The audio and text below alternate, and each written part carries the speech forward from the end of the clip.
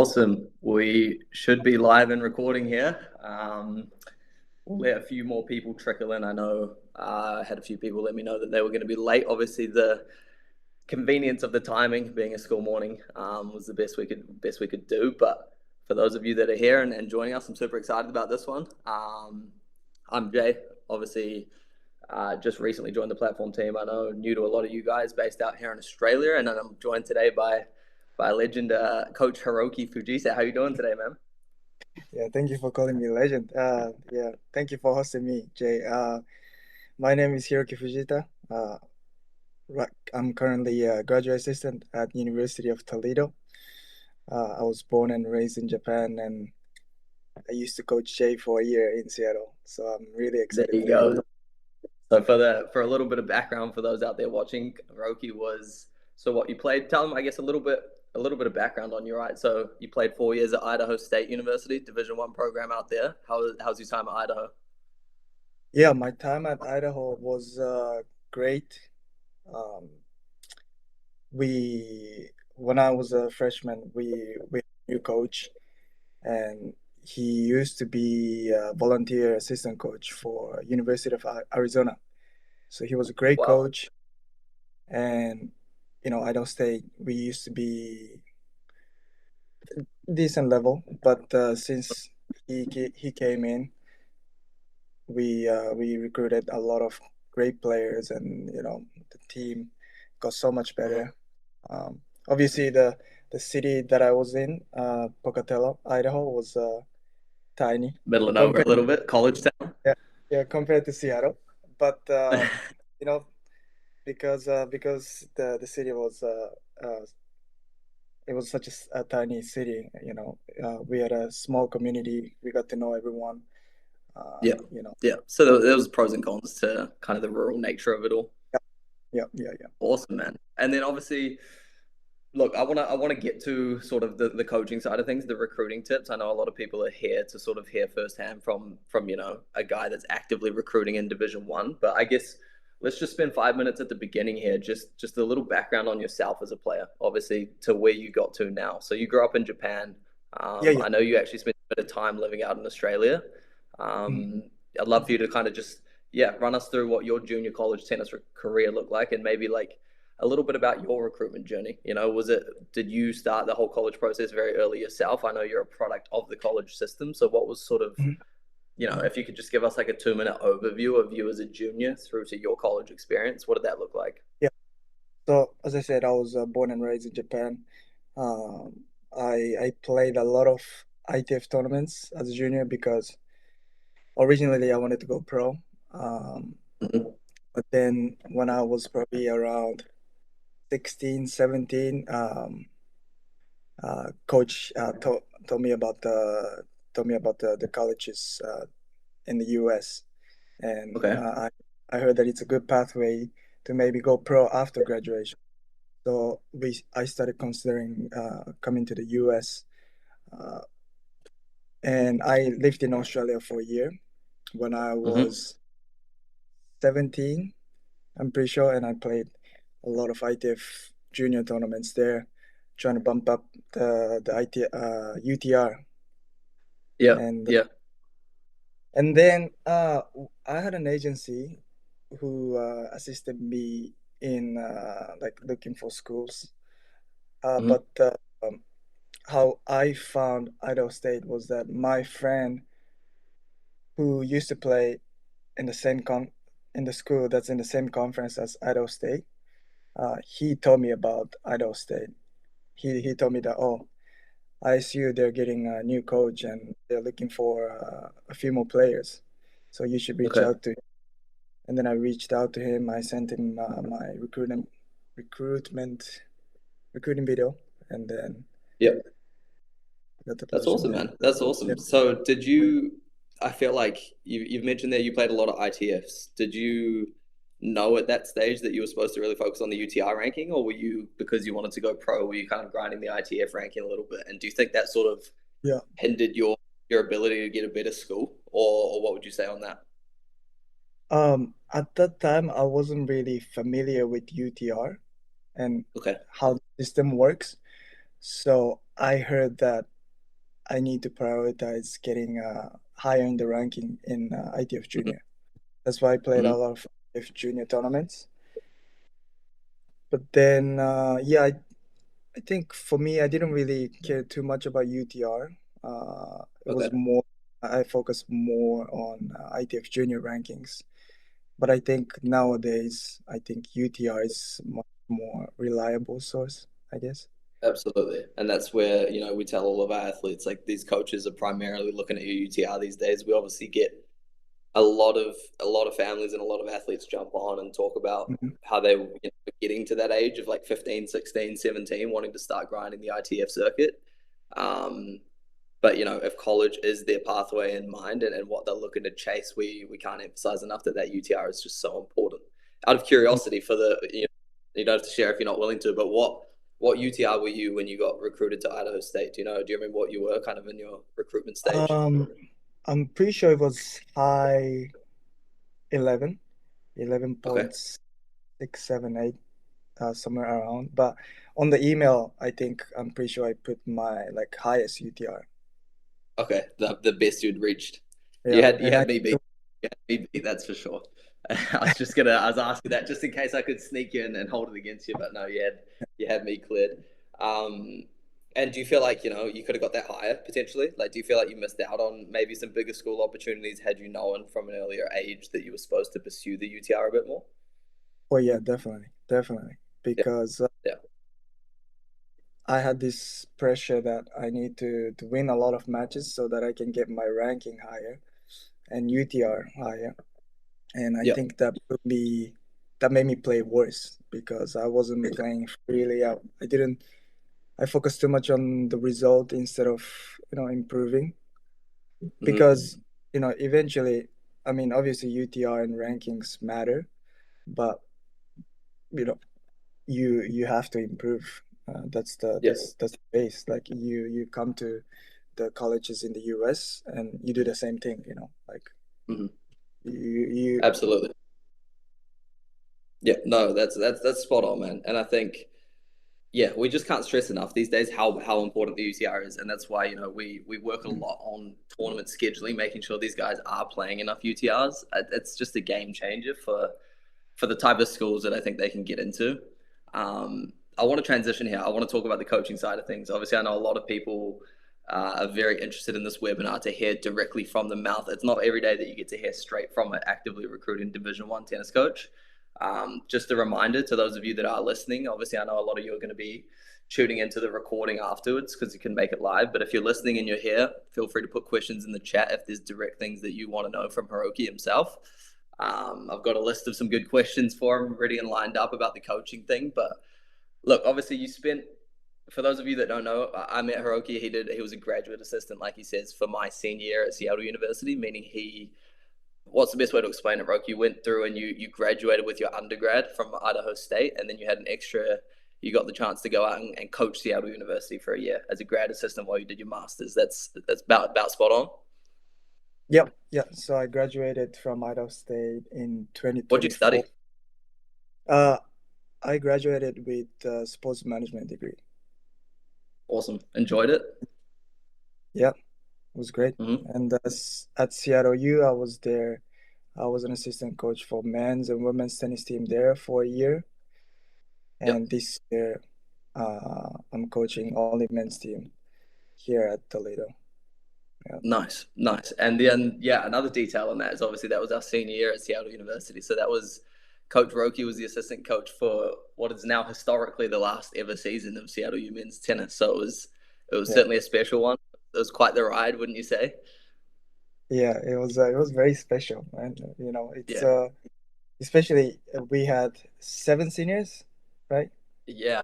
7 graduating seniors, Yeah, unheard of for a tennis team, right? Nine yeah. total guys, 7 graduating. And senior year, it's usually the best year for everyone, and to be part of that was something special. Absolutely. So tell me, what's the main difference? Obviously, my pride and my school culture tells me Seattle U is the best out Yeah, there, and it for yeah, will be. But if I'm being realistic, that's a that's a low level Division One program compared to where you're at now in Toledo. Walk me through a Mhm. little bit. What's the key differences that you're noticing coaching at Toledo? Can you kind of let us in on a bit of insight on what your practices look like, how long these guys are spending on court? What's Mhm. that intensity level? What are some of the big things you've noticed? Um, I think that the mindset of players is the biggest difference between those Seattle U and University of Toledo. I Mm-hmm. mean, I think I'm not saying which one is better or worse. I think Seattle U we had seven seniors, so we wanted to obviously we wanted to win, but we wanted to really create this good team environment, staying positive and trying to enjoy the moment, right? Yeah. But here at U Toledo, the guys are hungry, and some of the guys they even want to go pro after they graduate. So Mm-hmm. really much more uh, intensity from players, I would Okay. say here. But also, we try to mix things up and trying to have fun. Yeah. That's something I learned from Seattle U. So it was Yeah, great. absolutely. And awesome. Absolutely. And what about like how long are you spending on court? What do your practices look like? So right now we practice probably at least 2.5 or 3 hours a Mhm. day. We start And that's just practicing on court. on court, yes. So we practice Yeah. from 10:30 to maybe 1 or 1:30. And obviously, uh, 2 days a week we have lift in the morning. Yep. Um, and also probably 2 or 3 times a week we do some conditioning at the end of practice for like 30 minutes. Get And then that on the cardio up. weekend, yeah, and on the weekend, obviously we play matches. Okay. Okay. And then in the off season, are you weekends off? Are you training 5 days a week, or are you getting extra work in on the weekends? What does that look like for your players? Uh, when we have weekend off, we usually practice on Saturday, so we have a day off on Sunday, and then we start Mm-hmm. practicing on Monday again. That's But 6 days basically yep, around the. sorry. That's 6 days basically around the clock training. Yep, At yep. least two, Yes. two, sometimes 3, 4 hours a day in that Division One Mhm. level. But obviously, it depends on how the players are feeling, though. For example, this week we had two matches on Friday, so we are Mm-hmm. taking 2 days, Saturday and Sunday, and we're gonna go back tomorrow. So that, yeah, I mean, and I can attest to that. I think it's very much you want to push the athletes, but you're also looking out for their athletes like well-being and wellness, right? If all the guys are rolling up to practice beat and injured and tired, that's not productive for anyone involved. These college coaches obviously want to win. They want to do the best that the program Yeah, can do, yeah, and that doesn't always just mean pushing them to the brink. And then as well, like I know you personally don't have experience with other divisions, but from athletes that I've spoken to, coaches, it's not all the same level of intensity at Division One that in Division Two or JUCO, for example. Even like you said, even within Division One, there's very much different levels of intensity within programs, wouldn't you say? Like even the difference, like you're explaining from Seattle University, kind of a lower level D1 that maybe doesn't prioritize the tennis program quite as much versus Toledo, where you say you've got guys that are, wanting to go pro after college. There's just so many different intensity jumps and environments across the college system. Um, how important do you think it is to be coachable as a recruit, as an athlete in college? Like, you mm, obviously work closely with the head coach at U Toledo. You've worked closely with a lot of coaches. yeah. How much do you think coaches are looking at like raw talent and results versus like, is that kid coachable? Can I develop that kid as a player? Do you think that's a trait they need to be working on? I mean, that's a great trait to have, but obviously it's Mm-hmm. hard to identify during the in the recruiting process because Yep. you don't know the guy's personality, but very important I think because I wasn't the most coachable player at ISU, Yeah. so I know how much missed out because I wasn't open minded, and obviously I think being coachable is very important, but also being able to understand, sort of having that tennis IQ, because Yeah, our head coach and I would tell something, and they're open-minded. They would listen to me, but then if they don't really understand what we are, trying to make them do, yeah, then it kind of gets tricky. So being coachable, but also like be having that understanding of how the game works, I think is study the important. game, immerse yourself in it, learn as much as you possibly can, Yeah, right? And that's for sure. just it. I think that's an awesome segue into the recruitment side of this. I want to get into the crux of it, what people came here for. Obviously, we've got hungry juniors out here. There's a lot of Aussies that, for all different reasons want to go to college, right? Hmm. Some of them want to go, they talk to me and it's I want to go to Division One. I want to be a pro tennis player, and I know that college is turning into that pathway.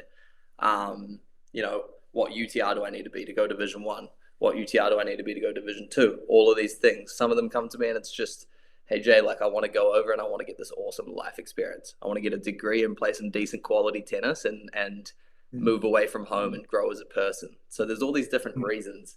I think obviously I want to cater to as many of those different things as possible, but given the fact that your background is in D1 and you're currently a D1 men's tennis coach, like I think you do have a great understanding for the competitive nature of it, right? I think first and Hmm. foremost, what would you say? And I have obviously a bit of insider knowledge here. I know for those of you like when I first joined the platform team, I actually reached out to Hiroki. I knew he got the job at Toledo. Um, I don't work in the placement side of things at platform. I'm strictly an athletic recruiter, but I was curious, like, hey, Rogue, like, we got to get some players out to Toledo, right? I messaged you. I was like, are you looking for Yeah, anyone? yeah, And Rogi came back to me, and short answer was what basically we're looking for anything above a UTR 11 and a half was, if I yeah, recall correctly. yeah. Um, so yeah, that's just it, man. I think obviously I tell clients when I chat to them, I was a 10.7, 10.8 when I got recruited. That got me into a Division One, Mm-hmm. low level one, albeit, but it did. Whereas nowadays, I think you're pushing it at that UTR to get a solid Division One opportunity, and Yeah. especially that was with some pretty good academics to sort of aid that as well. I want to know your thoughts on. I'm an Australian, maybe I'm 15, 16 years old coming through the rankings, and my dream, my goal is to go to college and to be a Division One tennis player. What do you think is the UTR that they need to be working towards, and at what time frame do you think they need to achieve that to get to a competitive Division One program? Yeah. I would say as high as possible. If you're Yeah. 13 UTR, you can go to any school you want. Mm-hmm. 12, great. I think at least here and a few other schools that are very competitive like ours, we are probably looking for at least 11.5 UTR. Uh, Okay. yeah. So I think if you're already around 11 UTR when you are say 17, that'll be great. Um, then I think you should reach out to Division One schools and say, "Hey, my UTR is around 11. I still have one more year to develop. Mm-hmm. I'm interested in coming to your school." Then I think coaches would love that. You know? Yeah. So you would say obviously 11 and above is sort of that, I Yeah, guess, that entry point for really starting to get in good conversations with these good Division Ones. By no means are we sitting here and saying you don't have a look at Division One if you're not an 11 by 17. I think yeah, that's even more than to just start yeah, this process early. yeah. Grind those UTR tournaments. That's what we're here for, to point these athletes in the right direction. I think it's also super important to mention, and I know you're probably pretty aware of it as well, Roki, with the NIL space, right, and just the way Division One is changing. Mm, When I talk to athletes and consultations at the moment, it's a matter of like really tempering expectations, really letting them know that look, when I went to college 5 years ago, when you went Hiroki, like the Division One landscape was just completely different than what it is now. I think these days, if you're on social media and you're on Instagram, you mm, see these ATP 200, ATP 150 guys. Michael Jing from Colombia, he's like 150 in the world and playing the Australian Open main draw. These guys yeah, are staying in college. They're staying back where they would have in the past gone Mm. pro because there's more money to be made. Now they're getting paid as college athletes, right? And Yeah. what that's done is it's just trickled everyone down. So where I snuck into Division One maybe 5 years ago, because so many more people up the top here are staying, Mm. everyone kind of gets bumped down. There's only so many roster spots, and so Division One has just turned into this very very competitive landscape, and that competitiveness just, I guess, is all the more reason to be open minded, like Hiroki was Mm. talking about, and with that comes junior college. Do you want to touch on, Hiroki, kind of? I know you didn't go to junior college yourself. I know Yeah. you know some people for sure that went, and sort of touch on the benefits of that pathway. Obviously, just from a developmental standpoint, Mm. about because college is a 4 year pathway, right? There's very ample opportunity to make a Yeah. great Division One program having gone to JUCO. Mm-hmm. Um, does the Toledo coach? Are you guys recruiting out of JUCOs very often? Yes, actually. Actually, about the UTR thing, I wanted to mention Mm-hmm. one more. Let's say, I think the harsh reality is that if we get an email and it says the guy's name, and it says 10 point something something UTR, Yeah, we don't really look through that email. So I think, and that's the danger. yeah, Yep. having 11 UTRs, I think it's the minimum now at this Mm-hmm. level. And Just I on that think as well, how many emails do you think your head coach is getting a day during peak recruiting season? I think a lot. I mean, as an assistant coach, I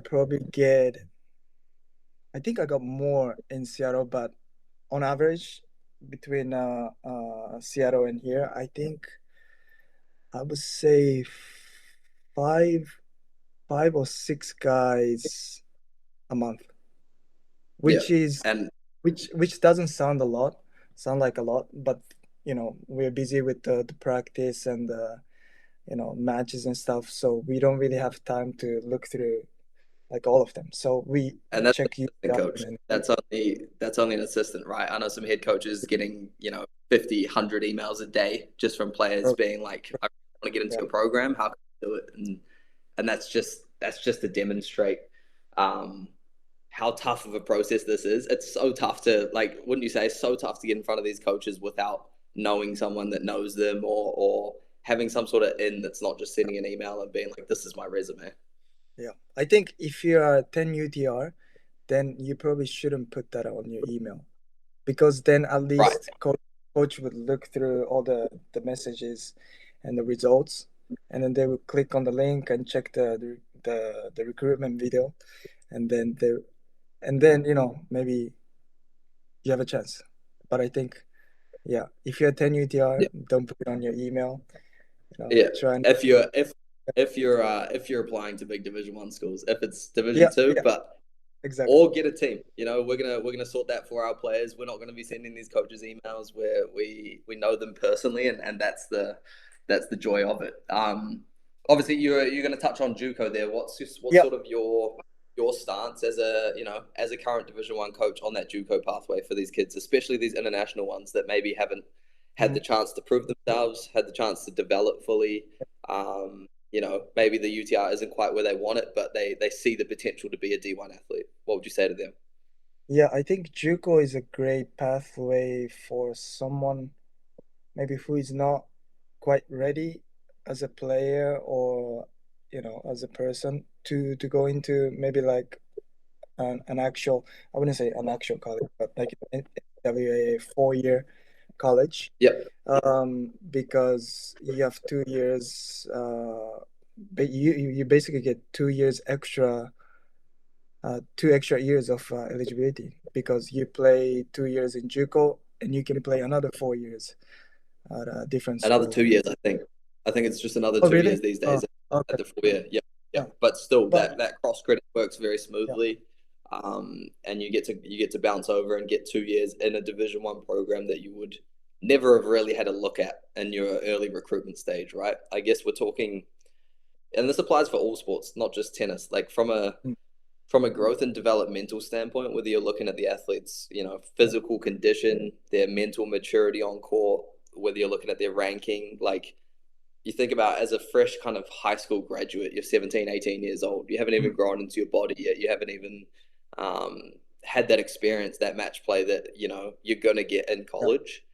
So I think it's just all the more reason, even for a lot of guys with like pretty solid rankings. Like I think being open minded when you work with an agency like ourselves, Hmm. whereby maybe you have that UTR 10 something, and that's like gauging a bit of interest from kind of every sort of level. And we're going to open all of those doors, right? Maybe you Mm. getting some schools like Seattle University be like, you could come, but it's going to be quite expensive. Maybe you're getting a lot of D2 interest.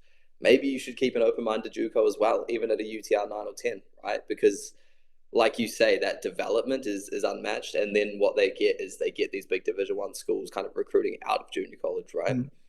Yeah, and So, we also, I think some schools are definitely looking for players from JUCO. So let's say mhm. our team, we have five seniors this year, right? Yep, So coach doesn't want to recruit five freshmen for next year because then in 4 years he needs to recruit another five players, which is going to be a lot of work. So we might want to get maybe like two freshmen or three transfers, maybe who's going to be junior or senior, sophomore. yep. That's when I think coaches look into the players from JUCO. You That's know. just it, man. That's spot on. And I think, yeah, it's just it's an overlooked pathway, but one that I encourage as many athletes as possible to consider. Mm.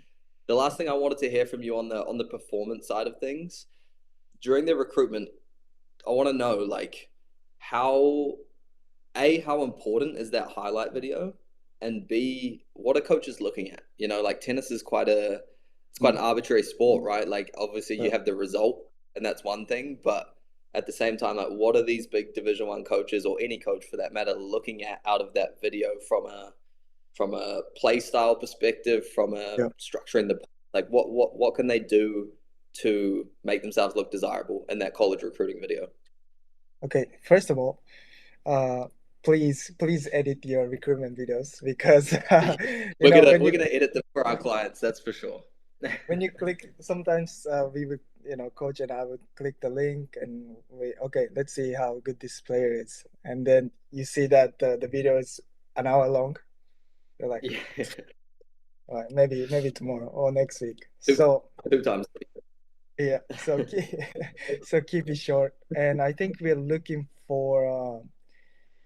I think basic techniques. Usually recruitment videos, they show your forehand, backhand, volleys, overhead serves, maybe a few points at the end. Obviously point constructions, you know, Mm-hmm. like the tennis IQ instead of hitting one big winners, maybe come to Yeah, the net point. Uh, but also like if you have a clean technique, that's a big plus, I would say. So let's say yeah, your forehand has like this take back, elbows high up and stuff like that. yeah, yeah. Even if your forehand is pretty big, I would say it could be. Some coaches might think that okay, he might struggle when he comes to Okay. the US. So Okay. we're probably looking for like a good techniques and like good What strategies. about movement? What about how they move around the court? Is that something that's Movement, considered? movement. Yep, that's Yeah. that's also very important. And serves, especially on men's side. I think serves is a very big factor. So Mm. if you have a big serve, that's another huge plus, I would say. Absolutely. Yeah. Awesome. No, that's good insight. I think, yeah, obviously in terms of platform sports, we professionally edit all of our highlight tape videos for our athletes, so you won't have to worry about getting any from our end, Roki, where it's an hour of cross court forehands hitting at Uh-huh. cones or something. Yeah. Um, but no, like it's great for these athletes just to know a little bit about. I know when I think back to when I did my recruitment video, right?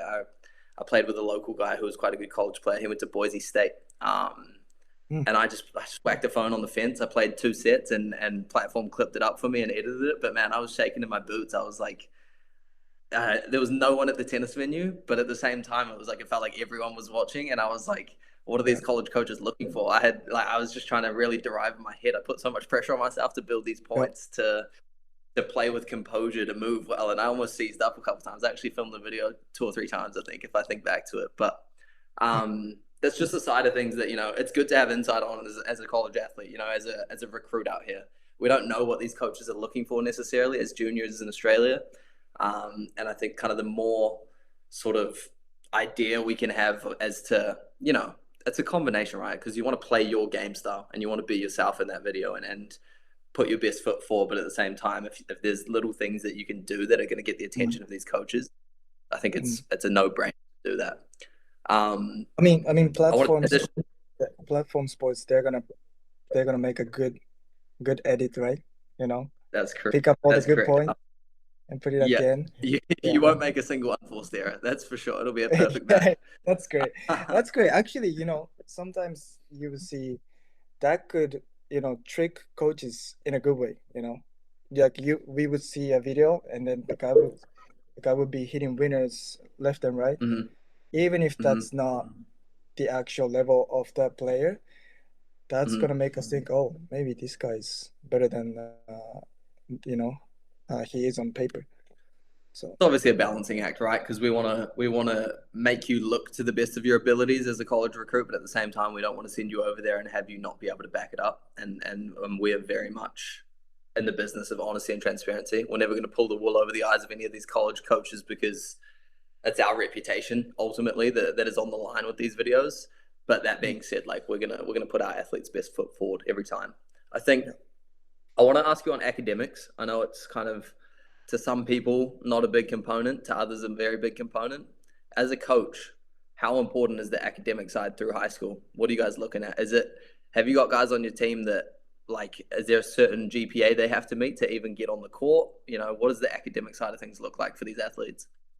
I think on the academic side, we're looking for at least 3.0 GPA. I mean, Mm-hmm. fortunately, we haven't had any players who are, you know, good enough in terms of tennis, but had Yep. to or had to get rid of him because his academics. But So that I will think, happen at certain programs. That's not impossible. yeah, that could happen. But I think it's more about your English test score, I think. Okay. At least here in Toledo, I think Yep. uh, the recruits need to have 105 points in Duolingo test. I think at Idaho State it was minimum 80 points in TOEFL. Mm-hmm. Uh, so I think as long as you have a good score on those English tests and your GPA is not too crazy, not like Yep. 1.0, yeah, 2 Yeah. point Yeah. something, I think there's nothing to be worried about, I think. Awesome. Yeah, Yeah, what I like to tell athletes as well is, like if you've got two recruits, both of them are a 12 UTR, one's averaging like a 2.5 GPA and one's averaging a 4.0 GPA. I know who I'm yeah, going to take. You probably know exactly who you're going to take for your roster, right? That academic side can just be a game changer. I yeah. think for the parents on here as well, I think it's appropriate to ask as well, like you look at this whole college thing and you've almost got two full-time events taking place at the same time. You've got your full time tennis, like we explained, like 3 hours on court a day, sometimes strength and conditioning, sometimes other things. And then you've got kind of the weight of a full academic degree, which most students over there are just doing the academic side. How do you, both as a player when you did it yourself and now as a coach, how do you see that balance taking place? Like, is there good support for student athletes? Is it very, very difficult to balance both academics and school? What's your thoughts on that? It can be tricky, but I think a lot of schools have a great system to support student athletes. I think a lot of the professors are very understanding of our situations. So, for instance, maybe normal students they would miss an assignment and they would get zero. Yep. You know, I think the professors and the faculties are a little more forgiving for student athletes, and obviously if you're not performing well academically, you can always go to tutor and learn, spend extra time learning. So I think I think a lot of schools have a great system for student Mm. athletes to maintain the both sides, the academic and the athletic. Um, yeah, so I think you don't have to worry too much about academics, I would say. What do you think, It's really Jay? time, right? Yeah, You learn pretty quickly when you're over there to manage your yeah, time and to. yeah, I mean, everyone in the same boat, right? You're not yeah, gonna. I would say personally, it's pretty hard to fall behind because everyone's doing the same thing, right? You're surrounded by your yeah. brothers that are all they're all managing that same load expectation. Maybe if you're taking um, a very, very academic, maybe you're taking an engineering degree versus your buddy who's taking, maybe sports admin or something, maybe then the workload's going to be a little different. But from even then, it's still, you're in a structured environment where, like you say, you have a lot of grace from your professors, from your tutors. Touching on that, free tutors. I assume Toledo, the guys at Toledo have access to all sorts of tutoring and academic resources if they need it, if they are struggling. Hmm. Yeah, yeah, yeah. Nice. I mean, at U Toledo too. I think some of the guys on our team uh struggle academically sometimes, and you know, they would go to tutors and Mm-hmm. Mm-hmm. and Yeah, no, absolutely. I want to bounce back quickly to the recruitment side of things here. Obviously, just a yeah, reminder as well for those of you watching, if you are live, feel free to ask questions. Hiroki's more than happy to answer any questions you may have as a parent, as an athlete, to give yourselves a better shot. My question, Hiroki, is from a timelines perspective, right? Obviously, yeah. we as recruiters sit here spending a lot of time telling these athletes that you know 14, 13, 14, 15 years old is not too early to start this process. um, the way I sort of derive it to these families and to these athletes is that the time to sign up with an agency like ourselves, there is no right time, but that if there is a right time, it's when you decide that the US college pathway is what you're going to pursue post high school. If you're on the fence about it, or you haven't decided that's what you want to pursue, but you want to look into it, that's good. But the moment you decide, even if that's year nine here in Australia or year 10, that you're going to pursue college athletics post high school, that's when I tell these athletes it's a great time to sign up, because there's a lot of work that can be done on the front end from a planning, academic, performance on the tennis court, all of these perspectives. What would you say as a coach? Obviously, you touched on at the beginning there. You, in hindsight, maybe have some regrets around your recruitment process and where you could have ended Mm. up had you maybe had that structure and that system in place. What would your biggest advice be on timelines? Like, obviously, start early, but how early? Yeah, I completely agree with Jay. I think the earlier the better. Mm-hmm. Um, I think 14, 15. I personally started my recruiting process probably 8 or 9 months before the fall 2020, 2020, 2020. So That's a quick tip. yeah, so I didn't have enough time to you know to get ready. I wasn't mentally ready. I don't think I wasn't Yeah, I wasn't ready when I first came to Idaho State as a freshman. So I think mentally, you can also have extra time to get ready, but also, you know, I mean, I think Aussies and Kiwis don't have to worry about the English part of the yeah, yeah, English language part. But I think if you're international players, you get extra time to learn English and bump up the English score. yeah, Um, I think from our coach's perspective, I would say, yeah, I think if you're 16, 17, and you have a good UTR or good results, we are, already looking to recruit those guys. So yeah. definitely, really the better. Yeah. Absolutely.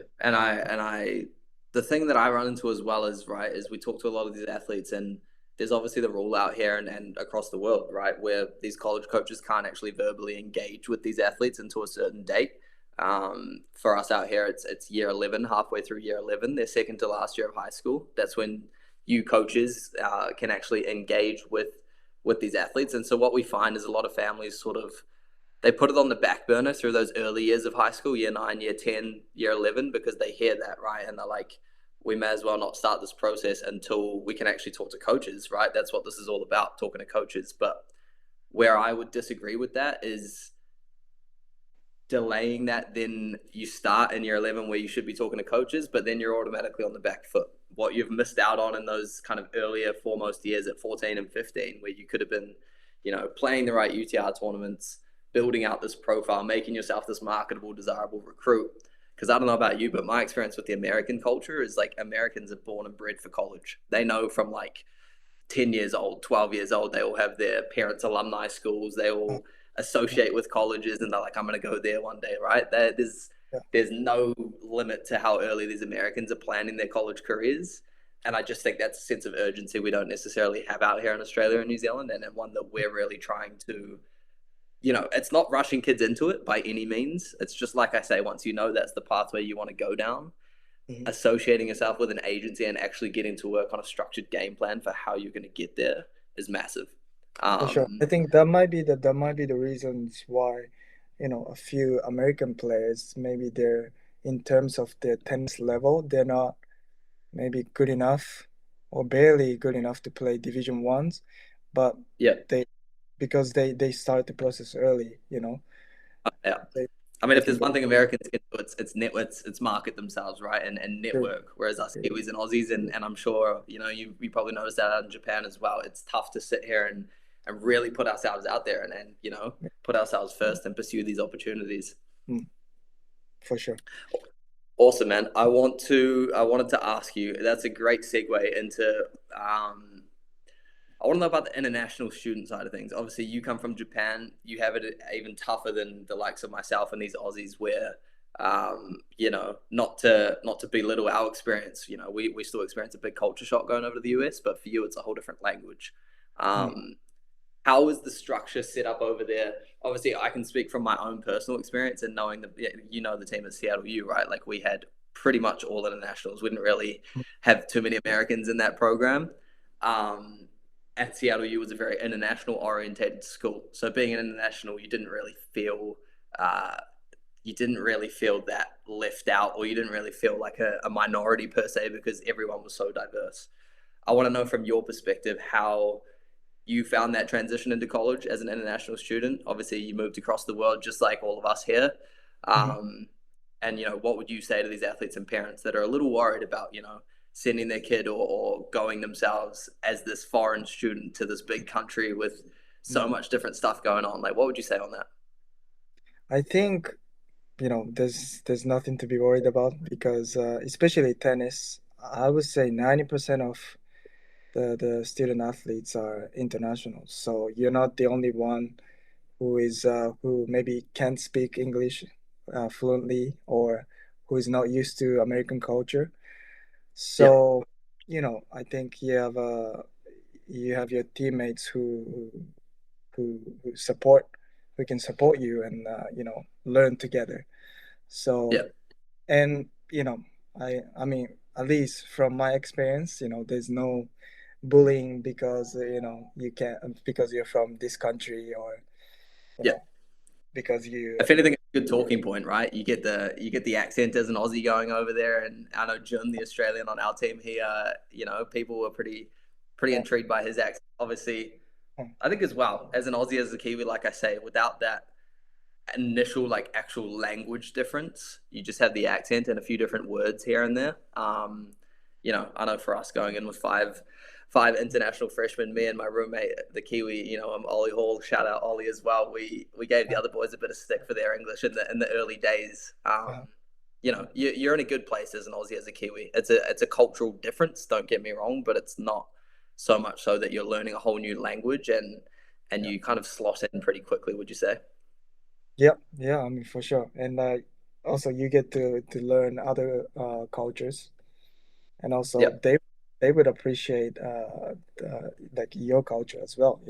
You bring in, maybe let's say you go to Seattle U, you have an Aussie accent. The guy would love that. You know, so They all pounce at you. They all want you to take them back home, huh? Take them on trips back out to Australia. This little little paradise down in the corner of the world. um, Look, man, we're 44 minutes. Last couple questions here. Obviously, Yeah.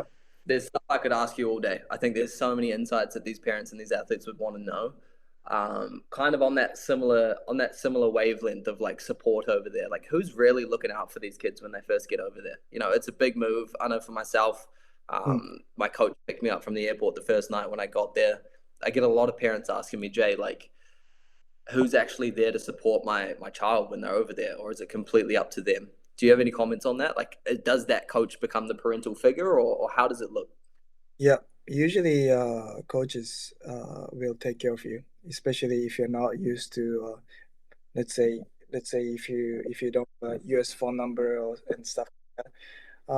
I think coaches will usually, maybe take you to grocery shopping or wherever you want, and obviously, the your teammates will help you as well because they probably they went through the same process when they were freshmen or first came to the US. So yeah, Mm-hmm. Mm-hmm. you have teammates and coaches who support you and help you when you need help. So yeah. Yeah, you're surrounded by people, and Hmm. even as far as like your, I mean, depending on the school you go to, right? At Seattle University, we had a very close knit school. You got to know your professors on a first name basis, Yeah, um, whether it's your academic tutors. You know, a lot of people formulate great bonds with their strength and conditioning coach or their physio. You know, you might be in that physio office like 4 days a week getting rehab done, prehab. You've got people that genuinely care about you, right? And for sure. that's the cool thing. Build this Mm. beautiful community. Look, let's go. I've got three questions I've been dying to know your opinion on, just to round things out here before we open the floor in case anyone has any extra questions. I want to know, what's the one thing that makes someone a desirable recruit in the tennis world? What's one thing they can do to stick out if you had to pick just one? Except for UTR. Except for UTR. Let's say like maybe make it an intangible, you know, like something Yeah. they can demonstrate in their highlight tape video. Maybe it's a behavior, an attitude, maybe it's a they've played, or maybe, you know, Uh-huh. have they won certain tournaments? Is it Yeah. important for them to you know, get a big serve, Yeah. like little things. What's a piece of knowledge that you can Yeah. share with these guys that can make Actually, their recruitment decision? I have three. The first Okay. one is physical features. So Yep. if you're tall, that's I think coaches will be a lot more interested. Um, Mm-hmm. and passion for tennis. At least our team, I think, if you are someone who is really passionate about tennis and someone who thinks about tennis 24/7, you know, Watches and it, yeah, and if embraces it. yeah, exactly, and you go to their his the the person's social media and you see like bunch of tennis videos or your clips of your matches and stuff. That's that's uh that's a lot of plus I'm for us. so glad you mentioned that, Yeah, and that's something I completely forgot to touch on, the social yeah, media side, right? Like yeah. the difference between this coach, because coaches look up social medias, right? That's 100% happening, Mm-hmm. and the difference between going on there and seeing, you know, 10 posts of partying and maybe some alcohol and silly things versus going on Yeah. there and seeing like, you know, competing in tennis. Maybe it's a trophy, maybe it's won this tournament, maybe it's just got to participate in this tournament, travel to this place. Like, I think that passion for tennis, like you talk about, can actually separate you.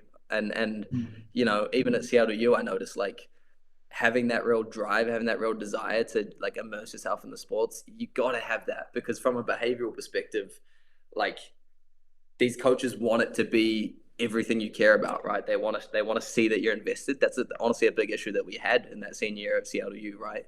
Was Mm. like that ability to practice like you play, practice like you compete, and really show that you want it. I think the coolest thing you can demonstrate to these coaches is how Mm. bad you want it. And the cool thing for Yeah. these Australians is they're doing something so big and moving across the other side of the world. That in itself is demonstrating a lot of commitment and a lot of passion. But then over and above that, how can you kind of demonstrate your drive for this? What can you do that's above and beyond to show this coach that you're passionate about tennis? So I'm very glad you mentioned that. The Mm. social media, the passion, that's Yeah. awesome. I think social media Um, is important. Also, maybe a positive vibe, So mhm, we go through the email, and then we set up maybe Zoom call or something like that, right? And then we talk mhm, face, and yep, there's nothing like specific that we're looking for, but coach would tell me, oh, I talked to him, and he yep, seemed like a nice guy. yeah. That's Bit of charisma, bit of yeah. positivity. Uh-huh. So I think the Absolutely. positive vibe is very important. Absolutely. And I guess kind of leading off the back of that question, that's quite a similar question, but is there any habits, any routines that you can recommend for these athletes that they can start as early as high school? I know obviously the passion could be one thing, Mm. embracing tennis, like Yeah. really going above and beyond. Yes, I'm practicing 6 days a week, but what am I doing in my own time? Am I, journaling? Am I working on the mental health, on the mental, like psychological side of tennis? Mm. Am I working on my cardio, all those things? But Yeah. is there any key habits that stick out to you that like very good recruits have and that these kids should be starting, early in high school that is going to translate to really good success in college?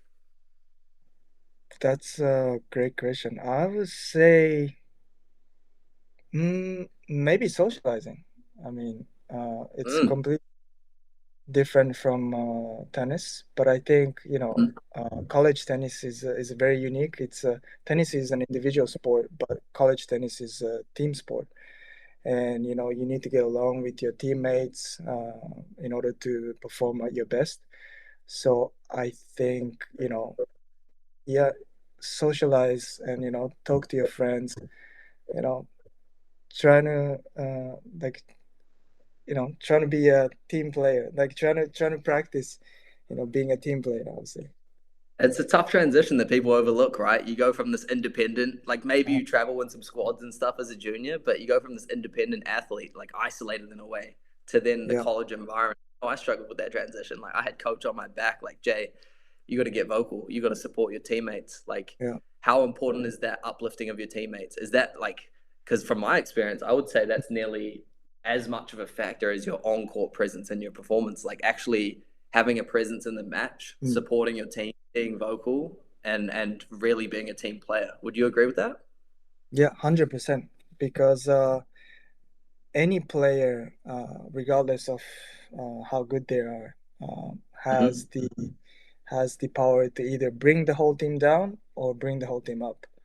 So, Yep. and as a tennis player, I think as an any athlete, you have those bad days where you're not playing as good as usual, and those days, you want to play as a coach. I think you want them to be selfless.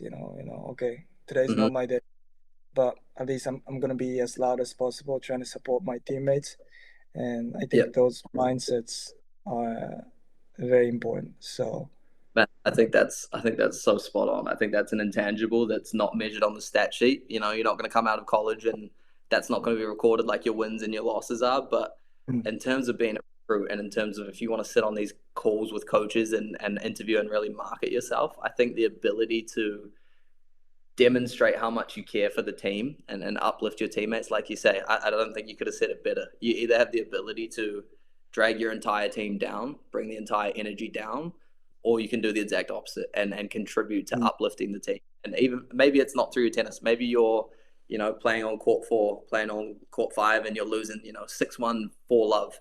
But the ability to through that adversity, maintain a positive attitude, whether it's go next door. And I know at Seattle, we talked a lot about, go to the court next door, give your guy on the next court a fist bump, whether it's something as little as that, whether it's letting out a, like a, let's go Redhawks in the case of Seattle. Like, I think those are intangibles that are so, so, so valuable to these college coaches. Because, like you say, like, if I'm losing 6-1 4-love, I'm moping around with my shoulders down, sluggish, not loud, not cheering for my teammates. Like, that's going to bring the entire team down. And that's not something we're used to as individual athletes, but it's the yeah, nature, it's the reality of it at college. So I'm so glad you touched on that. I think if you could really take away one insight as an intangible to make you a better recruit from this webinar, I think it's that. I think it's for really sure. making sure that you are positively contributing to your team, both through your tennis, but also through your presence and your attitude and your behavior. Yeah. So I'm so glad you mentioned that. Mm. Last question I have for you, Rogue. Yep. If you could go back, if you could be recruited all over again, Yeah. put yourself in the shoes of 14, 15, 16-year-old Roki, knowing what Uh, you know now, what would you change? What would you go back and do? How would you approach it? I would definitely start my recruiting process much earlier, so I have enough time Mhm. to look for schools and stuff. Um, and I would also just try not to overthink too much and just go Yeah, out there and have fun and trying to enjoy the it's got to be fun. process. Yeah, trying to enjoy the process, not the outcomes, because I think a lot of junior players, okay, I want to go to the college in the US, and they start thinking about, okay, I win this match. Okay, if I win the second round, I get this much point, and my IDF ranking goes this much high. Just You overthink. know, Yeah, yeah, those things are obviously important, but that's not something you can control. What you can control is your you know it's your effort and the the tennis level. So I think go out there, have fun, don't think too much about, okay, I mean, I emphasized a lot about UTR already, but don't think too much about those UTRs or rankings. Just go out there just trying to play hard, control what you can control. The UTR trying is to going to get better. come with that. Yeah, trying to get better every day. Let's say. Absolutely. That's just such good advice, and I think you've hit the nail on the head. Like, enjoy the process. I sit here and tell all these families, like, you've only got 4 years of eligibility in college. It's going to be over in a flash. I remember people told me that. I'm sure they told you that as well. And as a freshman, you don't believe them. You're like, man, I've got the longest 4 years of my life ahead of me here, and here I am sitting in Australia. I'd do anything to go back to the US, and I know a bunch of my coworkers here at Platform would as well. Um, but I love that advice. I think enjoy the process. Work hard, control your effort, control what you can control, and the results are going to come. Obviously, from an agency standpoint, what I love about what I do now and what we do here at Platform is we basically exist to take that pressure off our athletes. We control the process. We guide them along the way. We make sure that they're doing everything they need to put themselves in the best position possible for recruitment. And so there should be no moment when you're a part of the platform team where you're sitting there thinking, oh my gosh, like, am I on the right track? Am I doing what I need to be to get recruited to where I want to go? We're making Yeah, sure we have a team of full-time staff making sure that they're getting that. All they should be focusing on and doing is exactly what you've said, putting their best foot forward, training hard, working hard in school, and the results are going to follow. yeah, exactly. That's why I think having a good agency is very important, because then you can solely focus on tennis, and Yeah, improving, and yeah. the looking for schools, emails, and all that, little extra tasks. You can rely on the organization. Mm-hmm. So Yeah, and it's such an easy sport to overthink.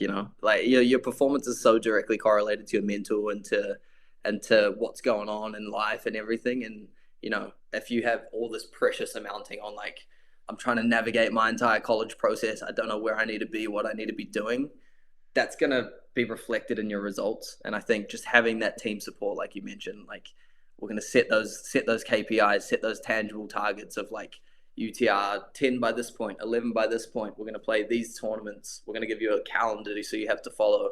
We're going to give you a full spreadsheet of schools that we're networking you with. Like, there's no point, like I say, in this process where you should be, yes, it's full on, but you shouldn't be feeling overwhelmed, because we're there to take that stress and to alleviate that stress off of you, and just to get you in the best position possible. Man, I think that's such great advice. I wish we could sit here for 3 hours and give all these Aussies the best possible opportunities. I know.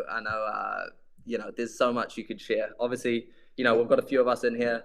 Now's the time. Fire away if you have any questions for Roki. I think just the fact that he's been a part of 3 different college programs, right? He's been at Idaho State for 4 years. He's seen what mm, that's like. He's been at Seattle U and now U Toledo, like, albeit 3 Division 1 schools. three very different locations, I'm sure, three very different experiences. That's a fire alarm going right there. So that might be good timing that we've reached the conclusion of this. But look, Roki, man. Wow. There it is. What a timing. Living in Australia, huh? Awesome. Well, we thank you so much, Roki. I'll obviously follow up with all the ones that have want the recording, that have watched live. I'm also happy to ask Roki some more questions if things come up afterwards.